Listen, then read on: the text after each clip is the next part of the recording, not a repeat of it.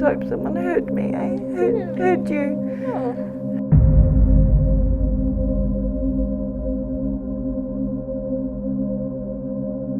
Yes, just careful there because she is all over.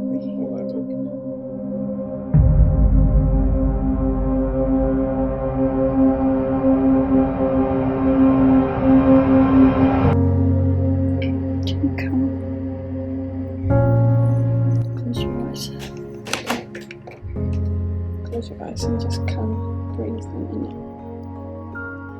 Yeah, I think it's about deep breaths, Casey. Get your mind back into that focus of calm. Clear your mind. Anna, we've talked to Casey, and she told her story with such internal fortitude, such strength, such courage that it just takes the breath away. But I want your story as her mother to go out. And I want to begin with those words that Jacinda Ardern said to all New Zealanders: be kind to one another. Have you found kindness from this government or from the hospitals where you've had to take your jab-injured daughter? No, not in the way that I would have expected it. Nurses, orderlies, lovely, but some of them are losing their jobs and spoke of this to us. The doctors who obviously are staying there and keeping their jobs, no, they all seem to stick together on what they think it is and aren't looking outside the box. They're treating her from a point of view of someone that fits the system of this could happen to anybody, but not from someone who's had a jab that's not even been tested properly. Like, look outside the box. That's all I'm asking, because what have they done for her? That they haven't done anything. They've done some blood tests. Not once have they put something on her head, the EEG on her head to monitor her brain waves, or to see the pressure that her brain's under. When all she keeps saying is, I've got intense pain in my head and pressure, and now going into seizures, and this is exacerbating. Her things just keep changing. The reactions to, I don't know if the meds that they've put her on, and when she comes off them, she goes into another something else happening. Based-in was tachycardia to the heart, and that night, not even letting me go into the hospital. Let's begin with that story, which you did tell me earlier. It is so horrific. What happened? You heard that she, yet again, had to be raced to the hospital. Yeah. And this was North Shore Hospital? North Shore Hospital. And so you arrived at what time? I got there at about 1:15 in the morning, and Stefan had called me saying she's racing by ambulance. This is her partner, Stefan? Yes. Her heart's going funny now. And we've heard all about the myocardia things with the shots happening, and we're like, oh God, there's heart conditions in our family, and they're not listening. And I want them to listen. And I raced in there after, and because Stefan was already in with her, they would not allow me in. They were letting only one person in? One person. It was 1:30 almost 1:20 in the morning. Not many people coming and going. I'm pretty sure one more person could have gone in to be with my girl. All I could think is she could die. She could die, and she doesn't have her mum. And I don't get to say goodbye. So you get to the hospital and you say that, what, to the security guards at the door? Yeah, that's it. And how many security guards were you having to deal with? Well, at one stage it was 10 people around me. 10? One was a doctor, the rest I think were security guards. All male, and or a nurse, mixture of male and female? And a nurse, all male. Some were crying because I was crying, said, let me see my girl.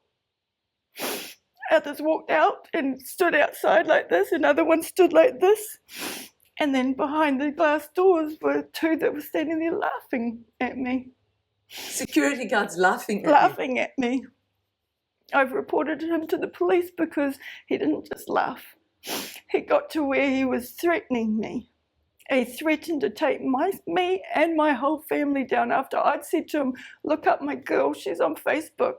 I said, you guys aren't helping North Shore Hospital look good right now. He said, you just let me into my girl. And then they got a doctor to come down and she was on the phone. I said, get her heart checked, put her on the machines, please, check it. They didn't. They didn't. And this security guard, Yeah. did he soften at all when you were? I'll tell you what he did next. He threw himself at the glass 3 times at me, all his body weight, and I want to see those cameras because he threw himself and threatened me. Then when he starts putting on his gloves and coming out the door, and another security guard backed me out of the room and had to say stop to him. He was coming out at me. The mother of a girl who could be dying upstairs. Yeah, I don't know. That's what they were willing to do. Have you And I applied to think- the hospital to get those security cameras, the footage? Not to the hospital yet. I've spoken to police. He's been reported. What was the I police don't reaction? know. They're disgusted. They were disgusted. But they, without a name, who no one would give me, they can't go any further unless someone wants to look at those cameras and help us. I don't know, because that's wrong. That man should not be in that job. So this is horrifying. This is absolutely horrifying. So now we've got you are desperate to get up to your daughter. You don't know if she's going to die. You've got an out of control security guard who's threatening you. Anna, how did most mothers would be just I said some choice insane. words to him as I walked out. I don't blame you one bit. And then I had to go home. You had to go home. Yep. And wait. And they didn't do anything that I asked of them. They didn't put the thing on her heart. They didn't check anything that night. And then they sent her home on a depression med that the first thing on it says, do not give if you have an irregular heart. If I can look that up and see that, then why did they give that to my girl? They had obviously sedated her while she was in there. When she came out of that was then the next day that she went into the silent seizures that lasted full 24 hours that we had to take her back again for. And what did they do for that? She spent 7 hours before I snuck into the hospital, having nothing done to her. They had the drip in her arm, but I think they gave her IV Panadol twice over the whole time she was there. They gave her nothing else. Did you not have doctors going through a series of questions and respecting that as the mother you have something to offer? Did you have any of them acting? One doctor was listening and seemed like he was listening and he was seeing the seizures. And I said to him, can I film this? Because I want other opinions. And he allowed me to. He said, yes, film it. We had another doctor on the phone willing to talk to him that night. And he didn't come back. He made the excuse of not coming back. And the next day, we had other people willing to talk to the doctors while they were in there with Casey. And they said no. Who said no? The doctor that was diagnosing Casey. Have you got all their names? I don't have all their names unless they're on the discharge papers. Would you like to record all of the stories that you went through in the hospital that night and have them followed up? I would like their names. I would like at least them to feel if this is something else my daughter has and they've not tested further. I want them to realise that. I want them to see that they didn't listen. They didn't follow the code of ethics. They didn't do to the best of their ability because they didn't look beyond what they only knew.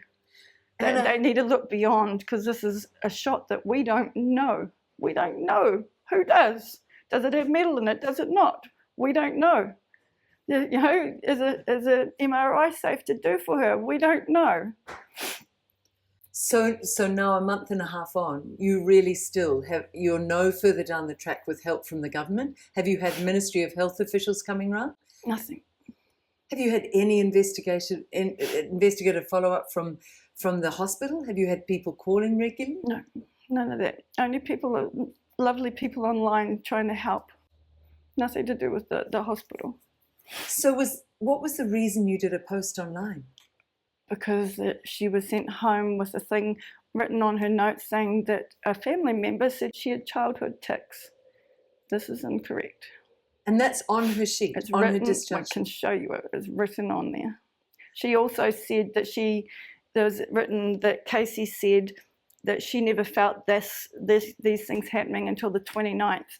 Casey said it was on the 25th these things started. They've written the 29th on her discharge notes. And the 25th was the day of the jab? Yeah. And Casey maintains it was within an hour of the jab that she started feeling things? Yes. So why did they put that different? When you spoke, because you have this wonderful fire in you and this ability to fight, when you spoke to them, did you feel respected or talked down to? What was the feeling in the way the doctors were treating them? I feel they, like they're scripted. Like the one came in with an agenda to tell you what it was, and even when we were asked, "Do you have anything to say?" we were cut off.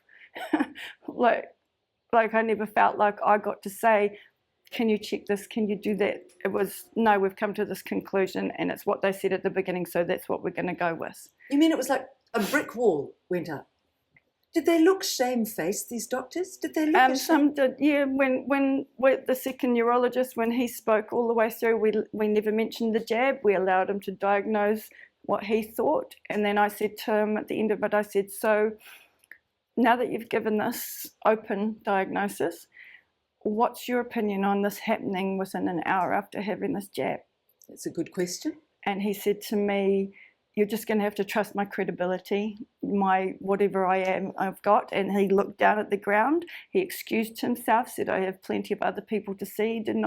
Could not hold eye contact with me, and just excused himself pretty much. He didn't want to continue talking about it and just kept saying, "You're going to have to trust whatever my years of he's been in a neurologist for." Anna, what were the feelings you were feeling as a mother through all this? Was it anger? Was it fear? Was it? I've had all of it. It's like grieving.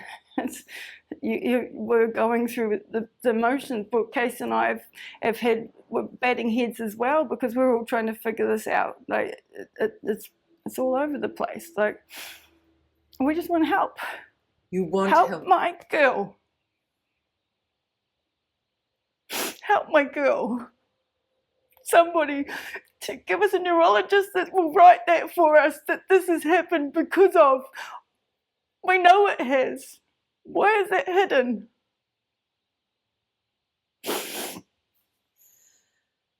God, I wish I was as strong as her. She's so strong.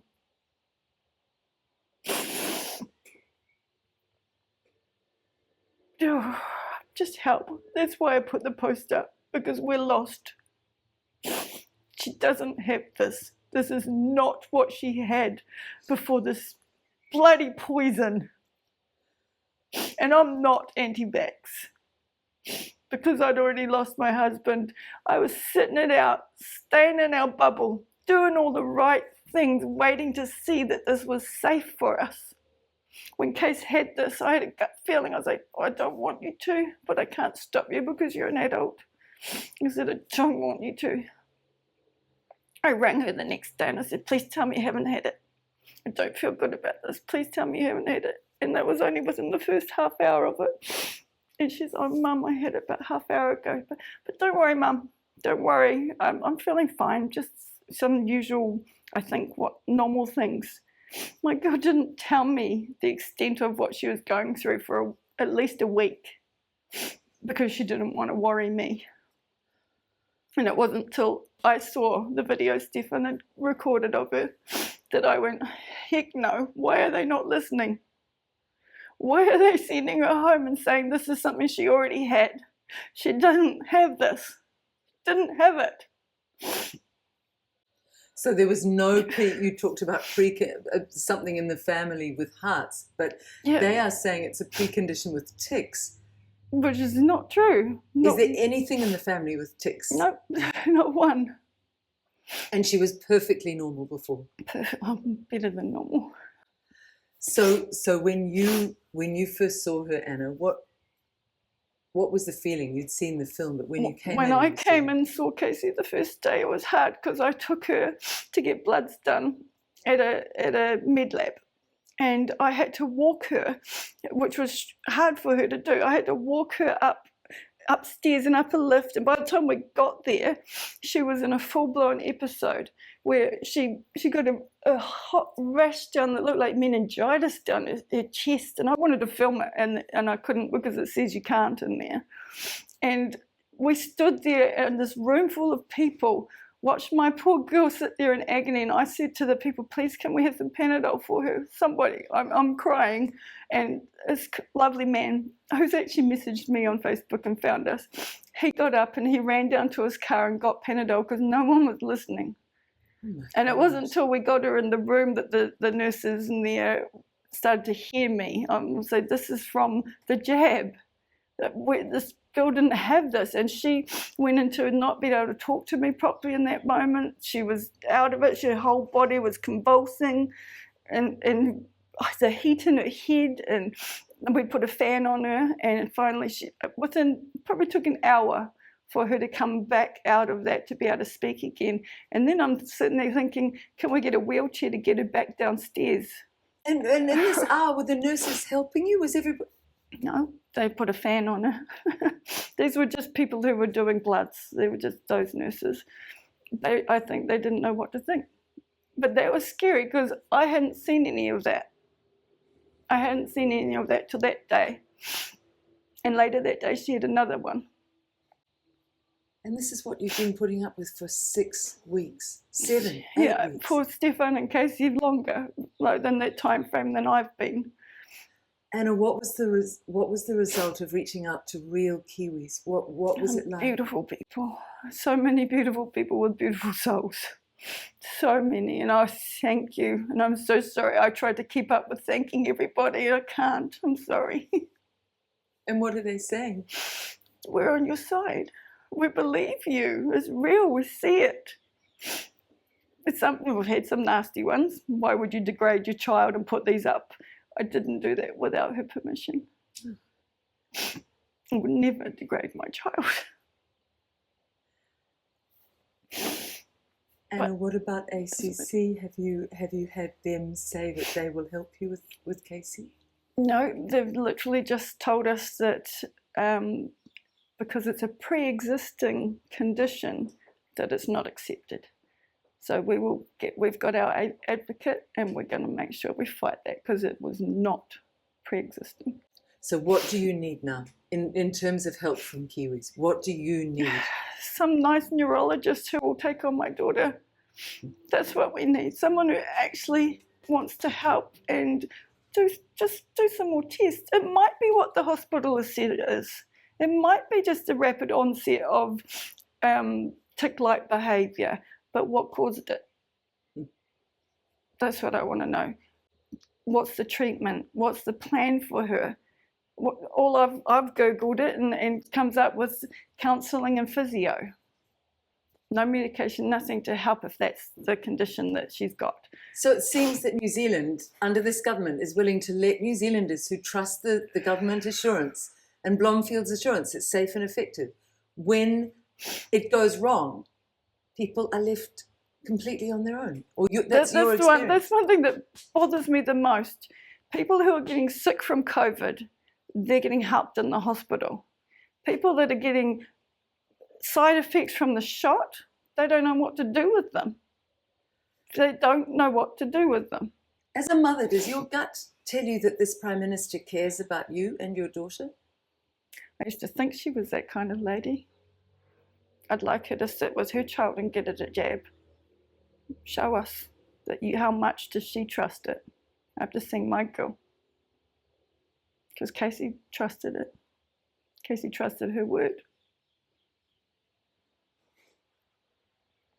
Would you like a call from Prime Minister I'd Ardern? love her to call me. What would you say to her? I would love her to call me. Open your eyes. There's so many things. Look around the world. The many people that have reached out to me, just a mum, on the internet to show these people around the world that are having what Casey's got and many other things. Many other things. What do you mean many other things? People bleeding out, people having the heart problems, people having spasms and tics and neurological effects from this, having people just passing out, seizures, There's so many things. Why can't New Zealand, just because Casey's one person that's happening here to this extent, why can't they look overseas to where these people have been treated and it's working for some? Why can't they look at my girl and say, okay, we'll look outside the box. Let's try these other things. Why can't they? What are you talking about there? Have you got ideas of some of the treatments? Have you heard people tell you? I've heard of the intravenous things to be done. I've heard of the ivermectin that's illegal over here, that I think I've heard that Pfizer has had them sign something against. Is that true? You know, I don't know, but that's helping people overseas. Anna, if you were Prime Minister and you heard about a case like Casey, what would you do with the whole rollout of this jab? I want to go see them in person. I would want to go and see them in person, sit with them for 24 hours and see how real they are. There's many doubters online, and I say to them, come and sit with us. Then tell me Casey's lying. She's not lying. We're not lying. Finally, many Kiwis want to give money, want to give you support so you can have treatment. Now, I know for Casey, her view is we didn't want money. We don't want about money. We just want people with hearts that are in the system, hospital system, to help her, help us. We're going to have to go private now, I think, because the hospital isn't. Just to see if there's, just to rule out there's nothing else going on. And Anna, we have been approached by a friend of yours to talk to you. And this friend told me you don't trust New Zealand media to tell your story fairly without trying to skew it. Is that right? Yeah, I've had many media try to contact me, and it's not about that. It's about getting my girl the help she needs. And doing it honourably. Honourably. Can we talk briefly about somebody who came in who you didn't know, but with her beautiful heart, wanted to help you and get you the money so you could get treatments for Casey that might be expensive? Yeah. We don't have to say names, but if you want to, you can. But can you tell us briefly the story? Because that is a horror sideshow story. Yeah. This lovely lady I met because I put Casey's post up. I think she saw that through mutual friends, and she reached out to me and said, there's other ways to treat this. There's detox her, get this out of her system. And she came with us to try and talk to some doctors about detoxing her, and she saw the costs involved. And lovely lady says, you guys are going to need help. You're just a mum with 4 kids, you know, and you're going to need help. And I said, no, we don't want money. We don't want money. We just want the doctors to listen and show us. We don't want money. But she said, no, this is going to cost you money. And she set up a Give a Little page for us. And now people have been horrible to her. And this is just somebody that we just met. This beautiful woman that reached out to help us. Please leave her alone. Leave her alone. I'd rather the Give a Little taken down and all those people get their money back, because as long as that is, we didn't want the money, we just need help. Yes. Anna, how are you staying strong? Is your husband around you? I know he died a few years ago. Do you feel... He's never left. How do you know that?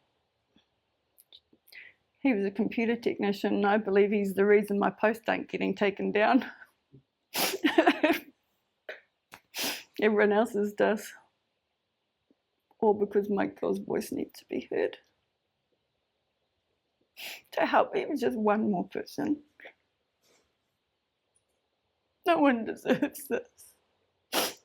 I want her better. I want her to be able to get up and run with her little sisters. And sing with them. My little girls have all been singing for you, Case. I've recorded them for you.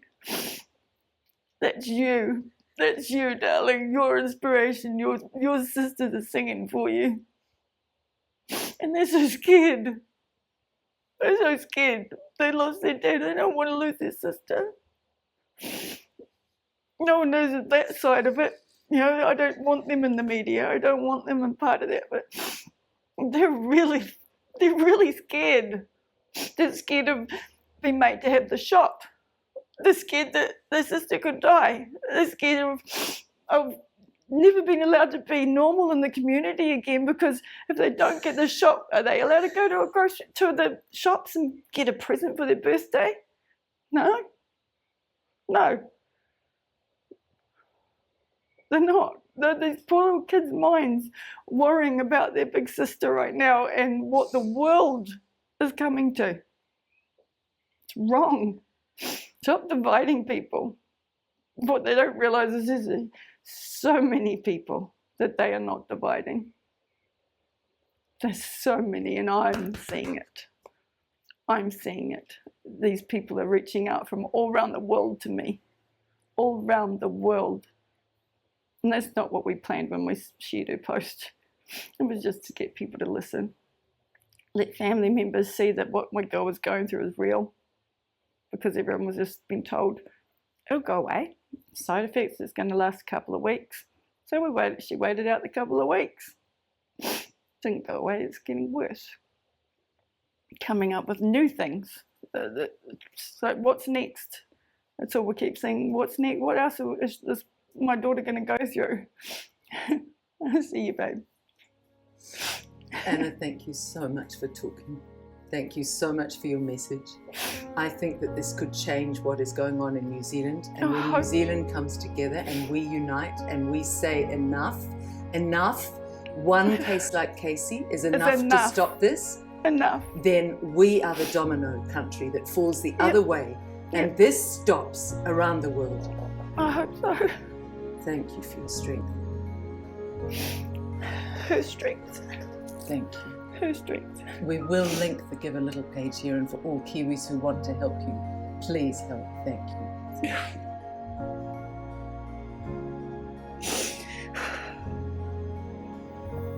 Go hug my girl. She's sitting over there this whole time waiting for it. Yeah, I saw you, darling. Oh. I got you. I got you. We'll fight it, baby. We'll fight it. Oh, wow. Oh, you're gonna beat it. We'll get better. We'll get better.